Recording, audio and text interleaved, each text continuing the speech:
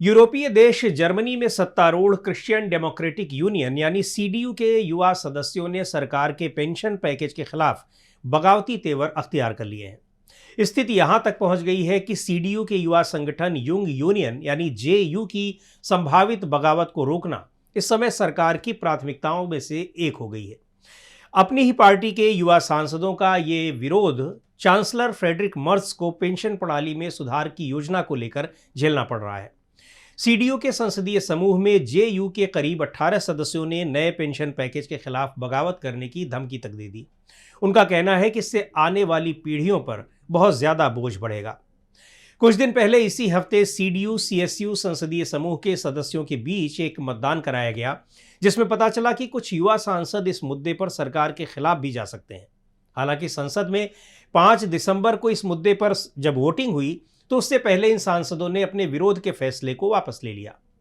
क्योंकि जर्मनी में सत्ताधारी गठबंधन सिर्फ 12 सदस्यों की वजह से बहुमत में है, यानी अगर ये 18 सदस्य अपना समर्थन वापस ले लेते हैं तो सरकार खतरे में पड़ सकती है।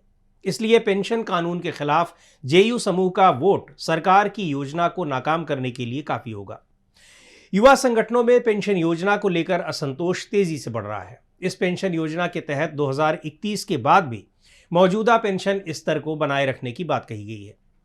पिछले महीने यानी नवंबर में दक्षिणी जर्मनी में आयोजित जेयू के एक सम्मेलन में युवा सदस्यों ने मांग उठाई कि सीडीयू नेतृत्व को इस योजना पर नए सिरे से बातचीत करनी चाहिए। इस सम्मेलन में चांसलर मर्ज ने भी भाषण दिया था।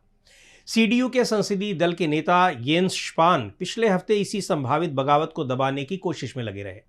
जर्मन मीडिया की रिपोर्ट्स के मुताबिक बीते दिनों स्पान ने बुंडेस्टाग यानी जर्मन संसद के कई जेयू सदस्यों को अपने घर दावत दी थी।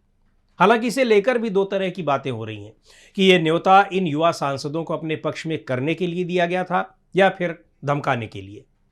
एक सवाल के जवाब में स्पान ने इस पर स्पष्टीकरण दिया कि मैं धमकी नहीं देता और ये मेरे काम करने का तरीका भी नहीं है।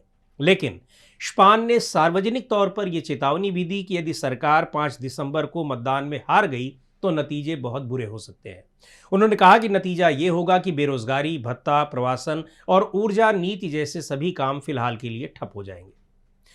हालांकि राजनीतिक विश्लेषकों का कहना है कि सीडीयू नेताओं ने जेयू की ताकत को कम आंका है, खासतौर पर पेंशन के मुद्दे पर इन युवा नेताओं के जुनून को, जो कि जर्मनी की युवा आबादी को सीधे तौर पर आकर्षित कर रहा है। वहीं राजनीतिक विशेषज्ञों का कहना है कि फ्रेडरिक मर्ज और येंस स्पान की गलती ये रही कि उन्हें इस बात का एहसास बहुत देरी से हुआ।